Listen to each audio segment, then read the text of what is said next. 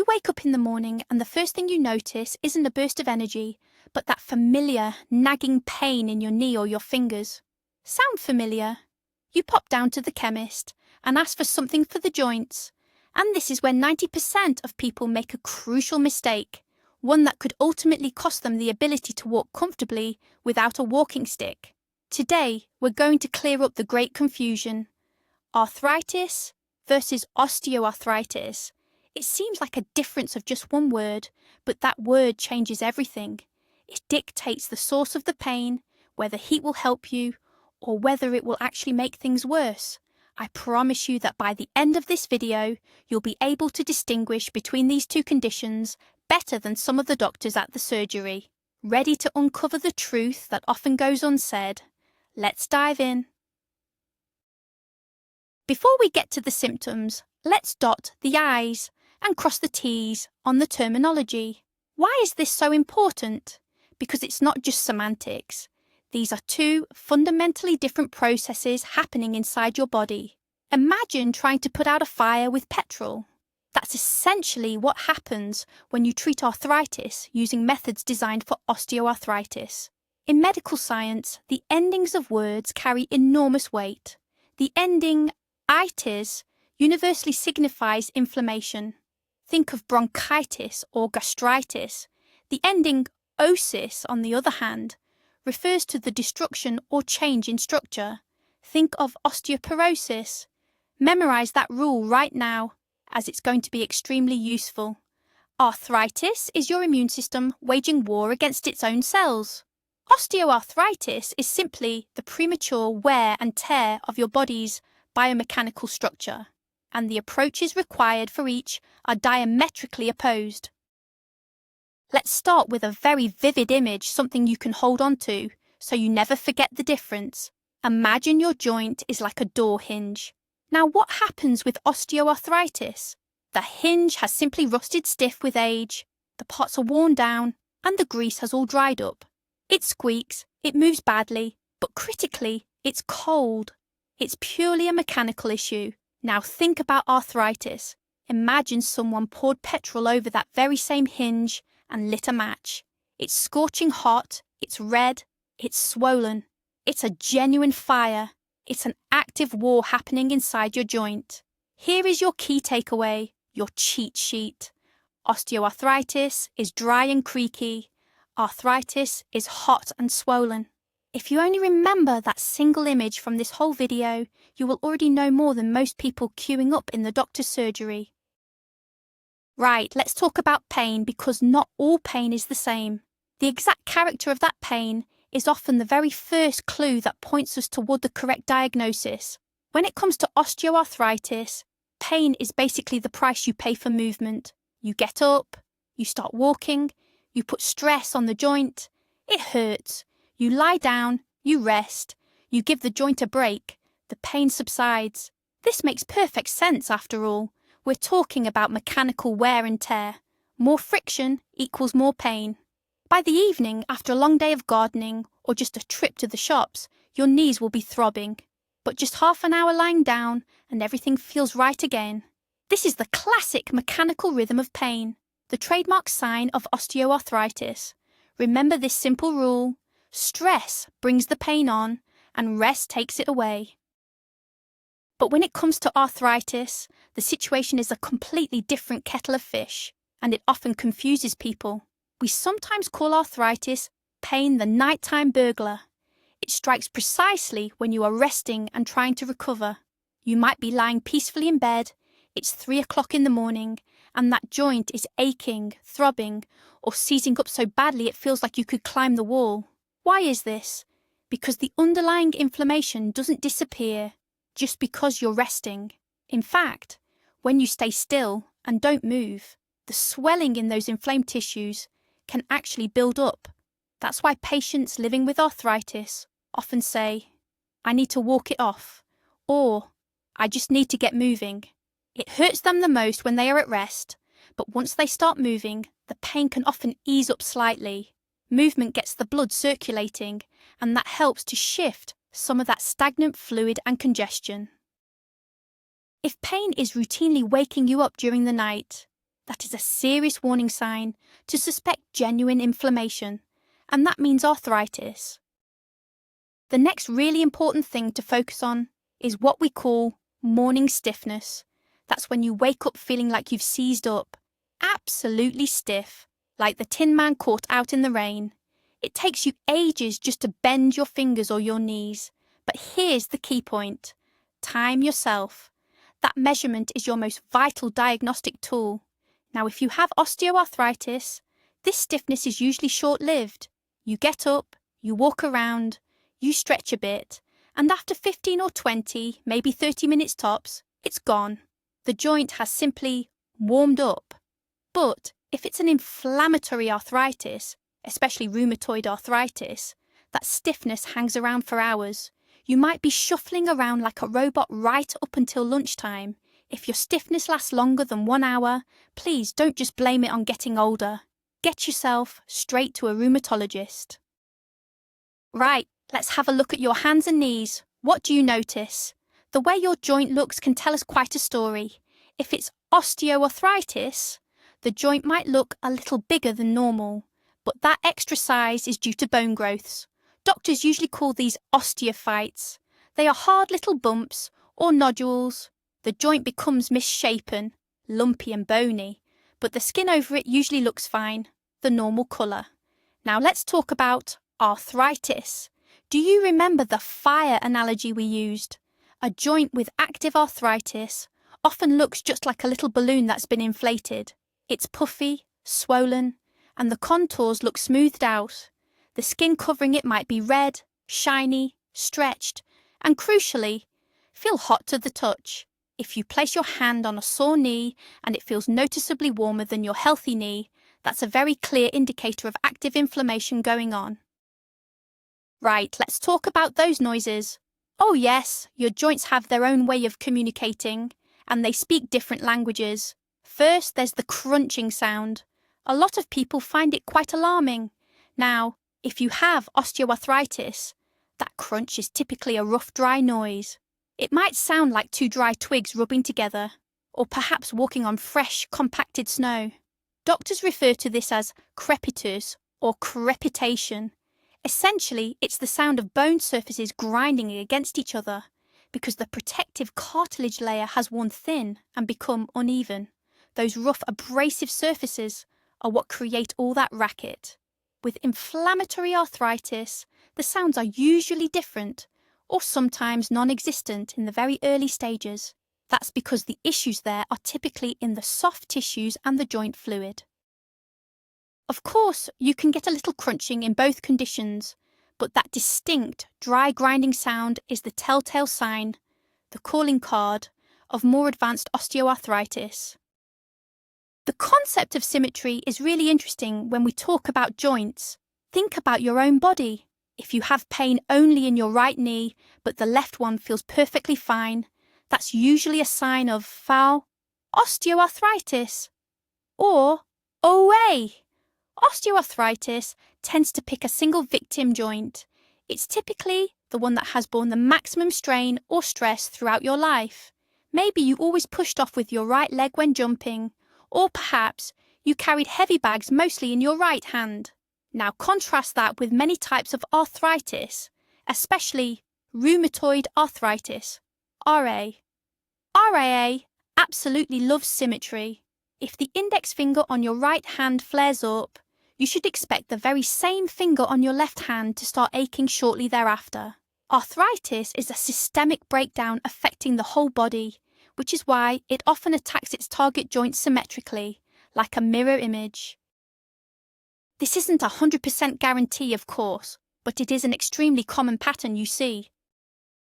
Age. We tend to assume that joint problems are just something that happens when you get old. And when we talk about osteoarthritis, that's generally true. That is the disease of accumulated wear and tear. The longer you live, the more your cartilage simply wears down. OA usually starts to kick in after 45 or 50, and then slowly progresses over time. Arthritis, however, doesn't check your birth certificate. It can strike at 30, at 20, or even younger. We see juvenile arthritis in children. This is fundamentally a disease of the immune system, and your immune system can unfortunately decide to misfire at absolutely any age. So if a younger person experiences severely swollen joints, don't dismiss it as just early old age. That is a serious warning sign of aggressive immune activity that needs checking out immediately. Let's talk about what's going on inside your body beyond just those nagging joint pains. Osteoarthritis, or OA, is a selfish disease. It truly keeps itself localized, living only within the joint itself. Your knees might be absolute agony, yet your general health could be perfectly fine. You'll still have a normal appetite, and your temperature will be standard. Inflammatory arthritis, however, is like a terrorist taking over the whole building. During an arthritis flare-up, you might feel just like you've got the flu. We're talking weakness, a slight fever, perhaps some weight loss, poor sleep, and absolutely no appetite. Your entire body is essentially screaming out that it's unwell. If your joint pain is accompanied by this general feeling of being totally run down, and there's no obvious cold or flu bug causing it, that is a serious sign. It's definitely time to get a blood test done. Now let's talk about blood work. This is the moment of truth, the definitive factor that distinguishes one condition from the other with pinpoint accuracy. If you go to the lab, suffering from arthrosis, or osteoarthritis as it's commonly known, your blood work will likely come back looking virtually perfect. We often say the results are clean as a whistle, showing no significant red flags. That's because arthrosis is a localized, mechanical problem. It rarely influences the overall chemical composition of your blood. However, if you have true arthritis, the inflammatory type, your blood test will light up like a Christmas tree. We'll see an elevated ESR. C-reactive protein levels will be soaring, and the white blood cell count, the leukocytes, will be notably increased. In short, doctors will immediately spot the unmistakable markers of systemic inflammation.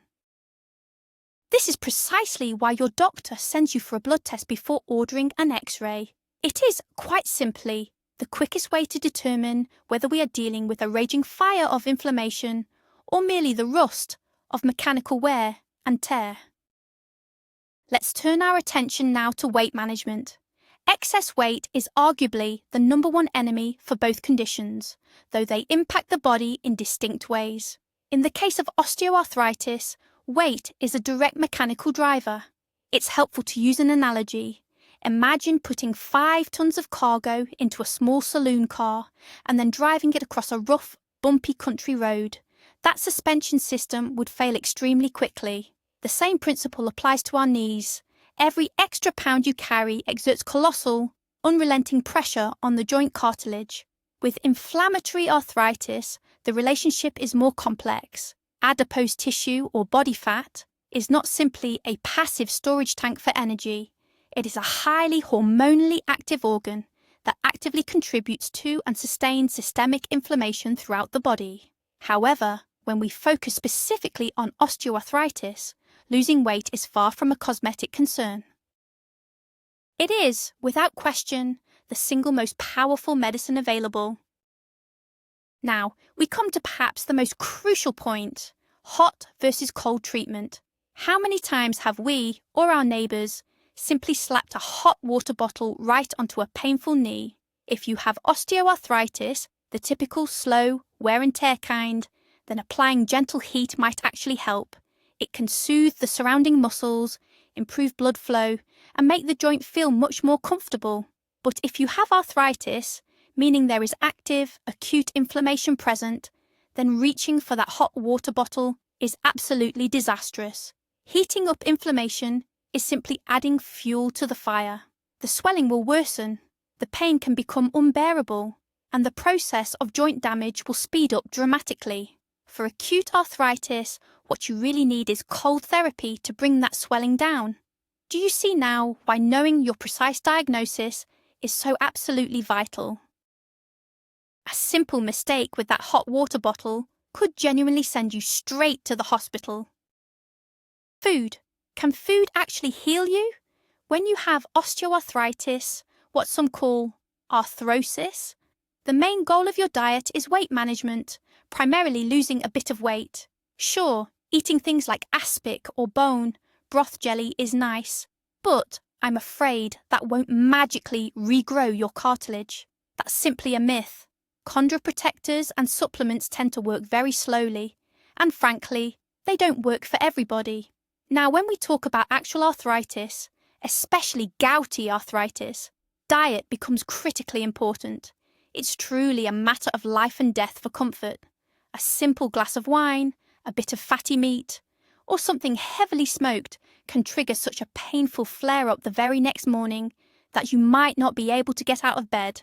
With severe arthritis, you have very strict lists of foods that are completely banned because they directly trigger your immune system and cause inflammation. In those cases, food isn't just fuel, it truly is medicine or poison. Is movement truly life, or is it just the death knell for our joints? There's a crucial balancing act here. If you have arthrosis, the wear and tear kind, doctors tell you to keep moving, but not obsessively. Stick to low-impact things like swimming, cycling, or a good walk on level ground. You need gentle movement to nourish the cartilage, but you absolutely mustn't grind it down with high-impact activities like running or jumping. Now, if it's an acute arthritic flare-up, when the joint is hot and swollen, that's a different story entirely. The joint needs absolute rest. You must never force an inflamed joint to move. That will only cause more damage. They often put the area in a splint or even a brace just to keep the arm or leg completely still. However, as soon as that inflammation settles down, rehabilitation is vital. Otherwise, the joint can stiffen up completely or freeze. The dividing line is incredibly fine. With arthrosis, we worry about overloading the joint, but with acute arthritis, we are terrified of stirring up the inflammation again. Let's talk about medication. Now, I'm not going to mention specific tablets.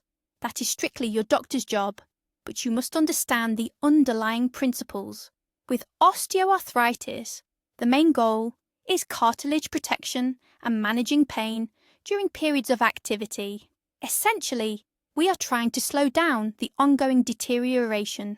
Arthritis, on the other hand, requires what we call the heavy artillery, powerful drugs like immunosuppressants, hormones, and sometimes even cytotoxics. These are serious medications that come with a raft of potential side effects. If you try to treat inflammatory arthritis just with simple painkillers, you're essentially just silencing the smoke alarm while the fire burns your house down. Without proper baseline therapy, arthritis can quickly lead to severe disability. Self-medicating is absolutely out of the question here. Joint injections are all the rage these days. Everyone seems to want the miracle cure. Just give me the jab, doc, and I'll be back to normal. If you have osteoarthritis, that's the standard wear and tear problem. Doctors often inject hyaluronic acid. Think of it like topping up the oil in your car engine. It lubricates the joint, reduces the grinding, and yes, it genuinely helps many people feel better. We sometimes call that the liquid joint replacement. But when it comes to proper arthritis, where the joint is hot, swollen, and actively inflamed, injecting that same hyaluronic lubricant is usually pointless, or can even make things worse. The inflammation enzymes just chew up the medication within a couple of days. You might as well throw your money down the drain. For active arthritis, the doctor might inject powerful steroid hormones. These are designed to act like a massive fire extinguisher to quickly calm down that burning inflammation. Remember this distinction. We're dealing with completely different problems here. Different goals, different needles, and certainly different medications. Don't go asking your doctor for the exact same shot that worked wonders for Mavis next door. If she's dealing with simple wear and tear, and you've got a raging inflammatory arthritis. Let's talk about weather sensitivity, or what we usually call feeling it in our bones. Everyone knows that saying, "My joints are stiff, must be rain coming," but the actual mechanisms behind it are quite different. With osteoarthritis, the affected joint reacts to changes in atmospheric pressure because the fluid pressure inside the joint capsule changes. It's simple physics, really. If it's rheumatoid arthritis, however, the reaction to the weather is often connected to the overall condition of your blood vessels and your autonomic nervous system. People who suffer from osteoarthritis are, frankly, the most accurate weather forecasters around. But if you find your joints starting to twinge and ache with every slight shift in the air, that's a signal to do more than just check the forecast. It means you need to look into strengthening your blood vessels and improving your microcirculation. Genetics and inheritance. Is joint pain something you can actually inherit? Osteoarthritis, the typical wear and tear form, often runs in the family because of inherited structural characteristics. For instance, if your mother had naturally weaker ligaments or maybe hip dysplasia, her daughter's joints might simply wear down more quickly. This is essentially the inheritance of a structural weak spot. Inflammatory arthritis, on the other hand, tends to have a much more complex genetic background. What is passed down is a predisposition for the immune system to occasionally misfire. If your own grandmother had fingers badly twisted or deformed by rheumatoid arthritis, then you really need to monitor your immune health with heightened vigilance. Knowing this detailed family history is crucial. It helps your doctor catch any potential issues right at the very onset. Which doctor should you actually go and see? This is a quick test of your medical literacy. If you suspect osteoarthritis, for example, your knee aches after a weekend of gardening, it clicks and crunches, but it isn't actually red or hot, your first stop should usually be the orthopedic team or a trauma specialist. Think of them as the engineers of the human body. They focus purely on the mechanics. But if you notice swelling in the joints on both hands, perhaps with a temperature or significant morning stiffness, get yourself straight to a rheumatologist. They are high-level internal medicine experts who specialize in understanding your immune system. Going to a surgeon when you have inflammatory arthritis often means wasting valuable time. Remember, the surgeon manages the consequences, but the rheumatologist treats the underlying cause. And finally, let's wrap this up with a quick checklist. If your pain is mechanical, if you have that start-up stiffness that eases when you rest, if you notice creaking or grinding, and you're over 50, it is most likely osteoarthritis. Your focus should be on protecting the joints, managing your weight, and making sure you wear comfortable, supportive shoes. However, if the pain is severe at night, constant, accompanied by swelling, redness, and if it affects both sides symmetrically, causing you to generally feel unwell, that sounds more like inflammatory arthritis. You need to see a rheumatologist straight away.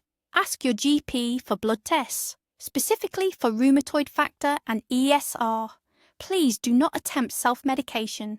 Your absolute priority is catching the disease before it causes irreversible changes to your life. Remember, knowledge is your most powerful painkiller. So now you know the secret behind that single letter which separates two very different worlds of pain. Think of arthritis as a fire, something that needs immediate attention and putting out. And arthrosis? That's rust. It needs oiling and lubrication. The truly remarkable thing is that getting the right diagnosis early on could potentially gift you an extra 10 or even 20 years of active, pain-free life. Just imagine being able to stroll through the park, play with the grandchildren, and not have to dread every single step you take. This is completely achievable, provided you don't apply heat to inflammation and you avoid trying to walk off what is essentially a broken mechanism. Please don't use the internet to confirm your final diagnosis. Take this knowledge with you to your doctor so you can ask the right informed questions. If this video has been enlightening or helped clarify things for you, please subscribe to the channel and give us a thumbs up. That way, we'll know to produce more helpful and detailed breakdowns like this. And please let us know in the comments, have you ever tried treating your joints using home remedies or traditional methods? What worked and what definitely didn't? Be well and please look after your legs.